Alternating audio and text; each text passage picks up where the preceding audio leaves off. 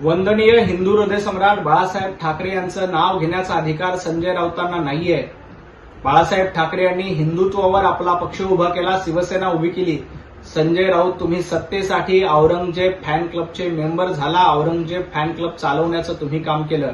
त्यामुळे आम्ही ठाकरेंचं नाव घेतो, ठाकरेंच्या नावाशिवाय आम्हाला किंमत नाही हे तुम्ही सांगताय, तेव्हा तुम्ही हिंदुत्व सोडलेलं आहे। बाळासाहेब ठाकरे यांचे विचार सोडलेले आहेत आणि ज्यांनी विचार सोडलेले असतात त्यांना समाजामध्ये काहीही किंमत नसते, हे जनतेनं दाखवून दिलंय। म्हणून तुमची विचारशून्यता हे लोकांना लक्षात आली, म्हणून उभाटा गटाला घरी बसवण्याचं काम केलंय। त्यामुळे विनाकारण आम्हाला ठाकरेंच्या नावाला किंमत आहे वगैरे हे सांगण्याच्या भानगडीत करू नका।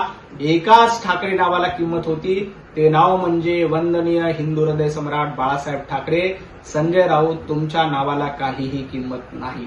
वारसा आणि वारसदाराच्या गप्पा देखील संजय राऊतांनी करू नये, कारण संजय राऊत हे सोनिया गांधी आणि शरद पवार साहेबांचे वारसदार झालेले आहेत। बाळासाहेब ठाकरे यांचे वारसदार राहिलेले नाहीत। सातत्यानं शरद पवार साहेबांची चाकरी करायची, शरद पवार साहेबांचा उदो करायचा हा संजय राऊतांचा धंदा झालाय।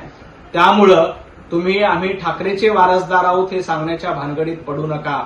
जनतेनं तुम्हाला सोनिया गांधींचं वारसदार म्हणून ठरवलेलं आहे, पवारांचं वारसदार म्हणून ठरवलेलं आहे।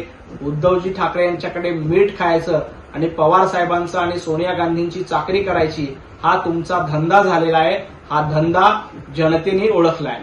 प्रियंका चतुर्वेदी यांनी पंतप्रधान नरेंद्र मोदीजींचं अभिनंदन केलं की संजय राऊतांना लगेच मिरच्या झोंबायला लागल्या। पंतप्रधान नरेंद्र मोदीजींनी चांगलं काम केलं, त्यासाठी कुणी अभिनंदन केलं असेल तर संजय राऊत, तुम्हाला एवढं मिरच्या झोंबायचं कारण काय? कारण तुम्हाला माहिती आहे की राहुल गांधी एकही चांगलं काम करू शकत नाहीत, त्यामुळे त्यांचं अभिनंदन कोणी करणार नाही। तुम्हाला ज्या पद्धतीनं प्रियंका चतुर्वेदींनी पंतप्रधान नरेंद्र मोदींचं अभिनंदन केलंय, येणाऱ्या काळामध्ये काय होईल ते बघा। संजय राऊत, प्रियंका चतुर्वेदी तुमच्या विरोधामध्ये निश्चित उभ्या राहतील। उभाटा गटामध्ये प्रियंका चतुर्वेदींचा गट, आदित्य ठाकरे यांचा गट एकत्र आहे। संजय राऊत, तुम्ही उभाटा गटामध्ये एकटे पडलेले आहात, हे याच्यावरून लक्षात येतं। मतदारसंघाची पुनर्रचना कशी करायची, डिलिमिटेशन कसं करायचं हे आयोग ठरवेल। संजय राऊत, मतदारसंघ फोडण्याबद्दल तुम्ही जी काही भाषा वापरता ती चुकीची आहे। जनतेनं तुम्हाला मत न देता फोडण्याचं काम केलंय।